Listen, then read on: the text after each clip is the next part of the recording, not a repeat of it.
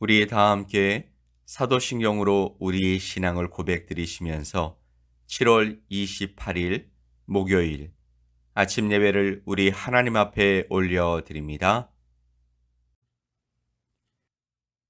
나는 전능하신 아버지 하나님, 천지의 창조주를 믿습니다. 나는 그의 유일하신 아들, 우리 주 예수 그리스도를 믿습니다. 그는 성령으로 잉태되어 동정녀 마리아에게서 나시고 본디오 빌라도에게 고난을 받아 십자가에 못 박혀 죽으시고 장사된 지 사흘 만에 죽은 자 가운데서 다시 살아나셨으며 하늘에 오르시어 전능하신 아버지 하나님 우편에 앉아 계시다가 거기로부터 살아있는 자와 죽은 자를 심판하러 오십니다. 나는 성령을 믿으며 거룩한 공교회와 성도의 교제와 죄를 용서받는 것과 몸의 부활과 영생을 믿습니다. 아멘.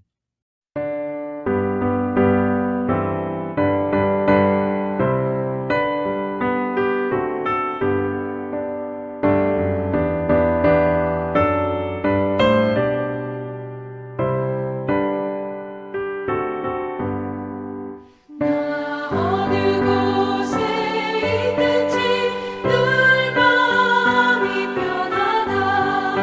주 예수 주신 평안함 늘 충만하도다. 나의 마음속에 늘 평안해. 나의 마음속에 늘 평안해. 악한 죄과도가 많으나 마음이 늘 평안해. 내 맘에 솟는 영생수 한없이 흐르니 목마름 다시 없으며 늘 평안하도다. 나의 마음속에 늘 평안해. 나의 마음속에 늘 평안해. 악한 죄과도가 많으나 마음이 늘 평안해. 참 되신 주의 사랑을 영원치 못하네. 그 사랑 내 맘 여시고 소망을 주셨네. 나의 마음속에 늘 평안해. 나의 마음속에 늘 평안해. 평안해. 악한 죄과도가 많으나 마음이 늘 평안해. 주 예수 온갖 고난을 왜 몸소하겠나. 주 함께 고난 받으며 면류관 얻겠네. 나의 마음속에 늘 평안해. 나의 마음속에 늘 평안해. 평안해. 악한 죄과도가 많으나 마음이 늘 평안해.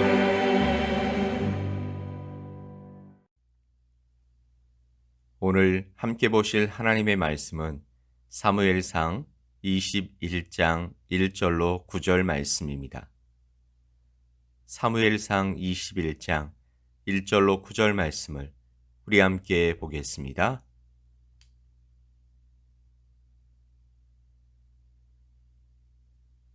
다윗이 노베 가서 제사장 아히멜렉에게 이르니 아히멜렉이 떨며 다윗을 영접하여 그에게 이르되 어찌하여 네가 홀로 있고 함께하는 자가 아무도 없느냐 하니 다윗이 제사장 아히멜렉에게 이르되 왕이 내게 이를 명령하고 이르시기를 내가 너를 보내는 것과 내게 명령한 일은 아무것도 사람에게 알리지 말라 하시기로 내가 나의 소년들을 이러이러한 곳으로 오라고 말하였나이다. 이제 당신의 수중에 무엇이 있나이까? 떡 5덩이나 무엇이나 있는 대로 내 손에 주소서 하니 제사장이 다윗에게 대답하여 이르되 보통 떡은 내 수중에 없으나 거룩한 떡은 있나니 그 소년들이 여자를 가까이만 하지 아니하였으면 주리라 하는지라. 다윗이 제사장에게 대답하여 이르되 우리가 참으로 3일 동안이나 여자를 가까이 하지 아니하였나이다. 내가 떠난 길이 보통 여행이라도 소년들의 그릇이 성결하겠거든 하물며 오늘 그들의 그릇이 성결하지 아니하겠나이까 하매 제사장이 그 거룩한 떡을 주었으니 거기는 진설병 곧 여호와 앞에서 물려낸 떡밖에 없었음이라. 이 떡은 더운 떡을 드리는 날에 물려낸 것이더라. 그날에 사울의 신하 한 사람이 여호와 앞에 머물러 있었는데 그는 도액이라 이름하는 에돔 사람이요 사울의 목자장이었더라.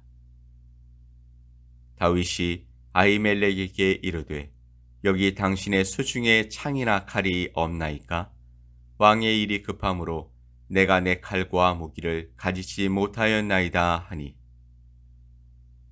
제사장이 이르되 네가 엘라 골짜기에서 죽인 블레셋 사람 골리앗의 칼이 보자기에 쌓여 에봇 뒤에 있으니 네가 그것을 가지려거든 가지라. 여기는 그것밖에 다른 것이 없느니라 하는지라. 다윗이 이르되 그 같은 것이 또 없나니 내게 주소서 하더라. 아멘. 다윗은 도망자의 삶을 살게 되었습니다. 사울 왕이 자신을 죽이려 했기 때문이죠. 오늘 말씀 속에서 그는 급하게 도망하느라 먹을 것도 챙기지 못했고 무기도 없었을 때 그가 향한 곳은 바로 하나님의 성막이 있던 놋땅이었습니다. 사실 그동안 하나님의 궤와 성막은 실로에 있었지만 블레셋에 의해서 하나님의 궤가 빼앗겼던 터라 좀 더 안전한 예루살렘 근처인 놋땅으로 그 기능과 기구들 그리고 제사장들이 함께 갔던 것입니다. 다윗을 맞은 제사장 아히멜렉은 다윗이 사울을 피해 다닌다라는 소문을 들었을 것입니다. 그런데 그 다윗이 놋땅을 찾아온 것이죠.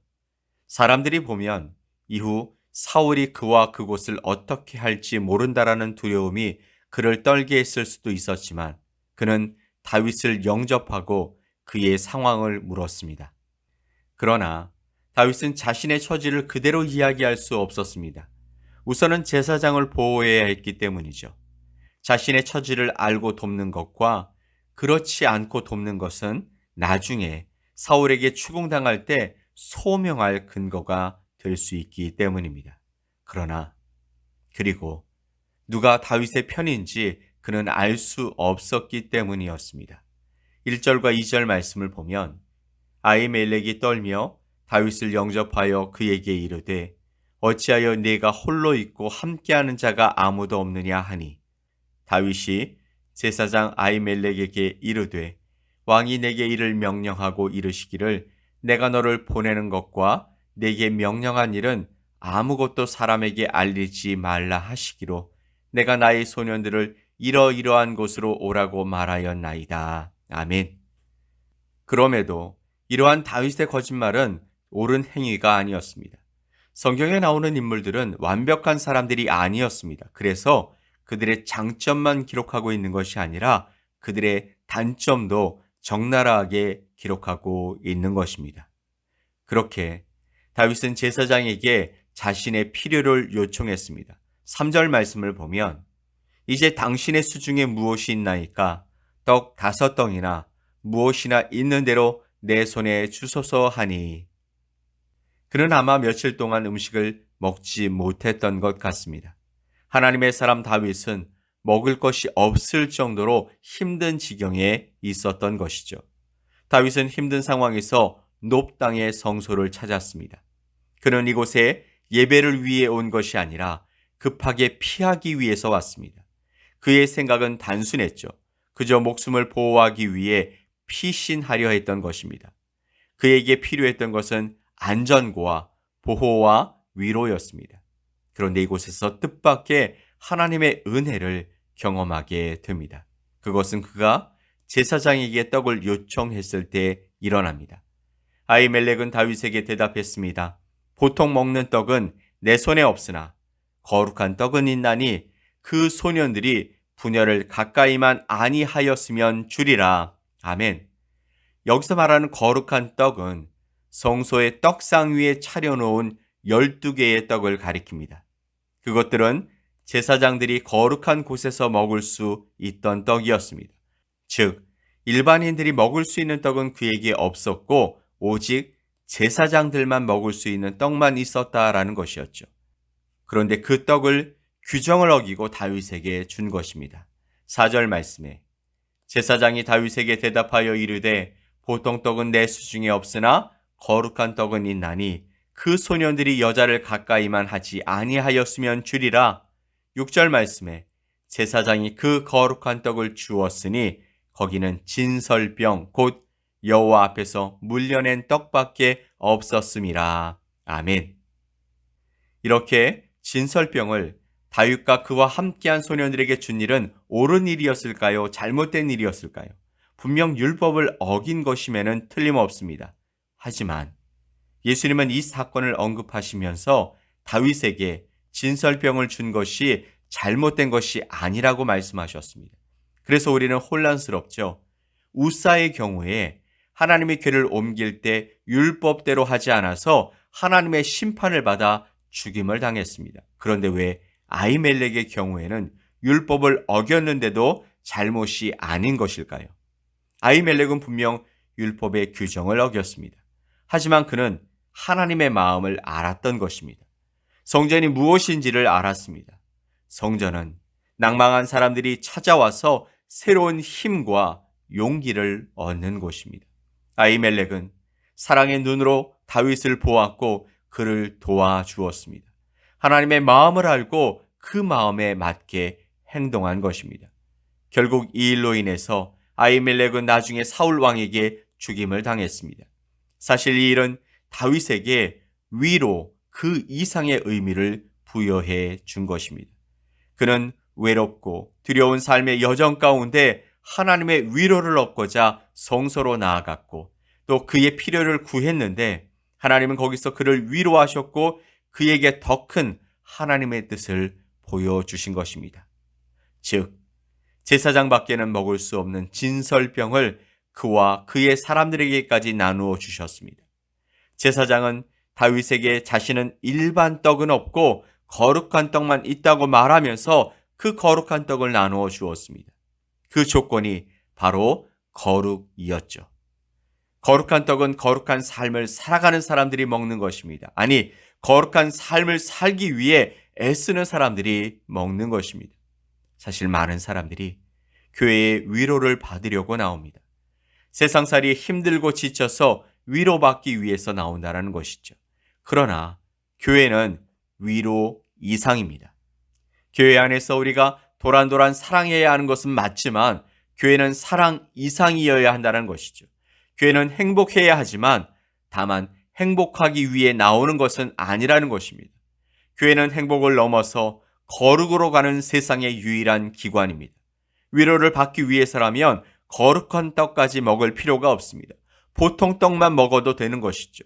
행복을 위해서라면 굳이 제사장이 먹는 떡을 먹을 필요가 없습니다. 그런데 다윗은 일반인이었음에도 불구하고 제사장이 먹는 거룩한 떡을 먹었습니다. 교회는 세상과 먹는 것이 다릅니다. 성경을 생명의 떡으로 상징하죠. 엄밀히 말하면 떡이 생명은 아닙니다. 성경이 말씀하고자 하는 것은 떡이 아닌 것이죠. 떡을 통해서 말씀하려는 메시지가 있습니다. 생명입니다. 먹어야 살듯이 생명도 먹어야 합니다. 마치 떡을 먹는 것과 같은 것이죠. 교회는 먹되 조금 다른 것을 먹는 것이죠. 예수님 안에 나타난 하나님의 생명을 먹는 것입니다. 예수님 자신이 오병이어의 떡을 나눠주신 후에 말씀하셨습니다. 요한복음 6장 48절에 내가 곧 생명의 떡이로다. 예수님이 주려고 했던 것은 떡이 아니라 자신의 생명이었다라는 것이죠. 자신의 살과 피를 주려고 하셨던 것이죠. 내 살은 참된 양식이요 내 피는 참된 음료로다. 아멘. 결국 교회가 세상과 다른 것은 교회는 생명을 가지고 있다라는 것입니다. 곧 예수님의 생명이죠. 생명이신 예수님을 우리는 떡처럼 먹는 것입니다. 생명이신 떡은 바로 하나님의 말씀인 것이죠. 그래서 말씀의 떡을 우리는 먹어야 하는 것입니다. 말씀은 기본적으로 공부하는 것이 아니죠. 먹는 것입니다. 사도 요한에게 천사가 성경을 보여주면서 말씀하셨습니다. 갖다 먹어버리라. 내 배에는 쓰나 내 입에는 달리라. 아멘. 우리의 문제는 하나님의 말씀이 없어서가 문제가 아니라 하나님의 말씀에 대한 영적인 기갈과 갈망이 없는 것이죠. 하나님의 말씀은 아무 때나 우리에게 들립니다. 그러나 그 말씀에 대한 갈급함이 없다는데 문제가 있는 것입니다. 오늘 우리는 또 다른 하루를 살아가게 됩니다. 어제 만났던 사람들을 오늘 또 만날 수 있고요. 때로는 처음 만나는 사람들도 있습니다. 어제 하던 일을 오늘도 반복해서 할 수도 있고 새로운 일을 시작할 수도 있습니다. 매일매일 우리는 우리가 알게 모르게 변화가 있는 삶을 살고 있지만 우리는 그날이 그날 같은 삶을 살고 있다라는 느낌을 갖게 됩니다. 왜냐하면 히브리서 12장 4절 말씀에 너희가 죄와 싸우되 왜냐하면 히브리서 12장 4절 말씀에 너희가 죄와 싸우되 아직 피 흘리기까지는 대항하지 아니하고 라고 말씀하셨습니다. 그렇게 치열하게 거룩한 삶을 위해 살지 않기 때문이라는 것이죠. 내가 하는 일들, 내가 하는 말들, 나의 생각들, 내가 하는 무의식적인 행동들, 내가 하는 일들, 내가 하는 말들, 나의 생각들, 내가 하는 무의식적인 행동들 모두가 내 몸에 익숙한 대로 살고 있기에 어제와 오늘 그리고 내일이 다르지 않은 무미건조한 삶을 살게 되는지도 모르겠습니다. 내가 하는 일들, 내가 하는 말들, 또 나의 생각들, 내가 하는 무의식적인 행동들 모두가 내 몸에 익숙한 대로 살고 있기 때문에 어제와 또 오늘 그리고 내일이 다르지 않은 무미건조한 삶이 되는지도 모르겠습니다. 하나님은요, 다윗이 사울을 피해 달아나고 있을 때 노베 제사장을 통해서 생명의 떡, 거룩한 떡을 주시며 그가 가야 할 길을 비춰주셨습니다. 비록 지금 힘들고 어렵고 외로운 길을 떠나고 있지만 그 길에서 잊지 말아야 할 것은 생명의 주인 되신 하나님 앞에서 거룩한 삶을 살아가는 것, 거룩을 지키며 살아가는 것, 세상 사람들이 모두 그렇게 생각할 때 다르게 생각할 수 있게 되어지는 그런 삶을 요청하신 것입니다. 사랑하는 성도 여러분, 우리는 모두 하나님으로부터 예수 그리스도란 생명의 떡을 받은 사람들인 줄 믿습니다. 그래서 우리는 거룩한 공동체, 즉 성도라 부르심을 받았습니다. 오늘 우리를 위로하시고 또 복을 주시는 하나님이 우리와 함께 하실 텐데 우리가 그것만 누리며 살아가길 하나님은 원치 않고 계십니다. 우리를 향하신 하나님의 뜻은 하나님 안에 있는 우리가 그리스도 예수를 통해서 거룩한 삶을 살아 세상을 하나님의 뜻과 마음으로 밝히고 변화시키는 것인 줄 믿습니다. 오늘 이 일을 위해서 성령 하나님께 우리의 삶을 의탁합시다. 또 그분께 간구합시다. 그 하나님의 손을 붙들며 나아갑시다. 그렇게 우리의 삶에 함께 하시며 우리를 통해서 함께 일해 주실 것입니다. 바라기는 오늘 하루도 주님과 함께 걸어가는 거룩한 삶이 되어지길 예수 그리스도의 이름으로 간절히 축복합니다. 아멘. 우리 함께 기도합시다. 하나님 아버지 감사합니다. 우리를 위로하시고 복 주시려고 불러주셔서 감사합니다. 또한 거룩한 삶으로 초대해 주셔서 감사합니다. 생명 되신 예수님으로 말미암아 삶의 거룩함을 이루며 살아가라 명하셨사오니 그것을 이루며 살 수 있게 도와주옵소서. 늘 깨어있게 성령 하나님 도와주시옵소서. 하나님의 뜻을 행하며 살 수 있게 도와주옵소서. 믿고 감사드리며 예수 그리스도의 이름으로 기도 올리옵나이다. 아멘. 하늘에 계신 우리 아버지여, 이름이 거룩히 여김을 받으시오며 나라가 임하시오며 뜻이 하늘에서 이루어진 것 같이 땅에서도 이루어지이다. 오늘 우리에게 일용할 양식을 주시옵고 우리가 우리에게 죄 지은 자를 사하여 준 것 같이 우리 죄를 사하여 주시옵고 우리를 시험에 들게 하지 마시옵고 다만 악에서 구하시옵소서. 나라와 권세와 영광이 아버지께 영원히 싸움나이다. 아멘.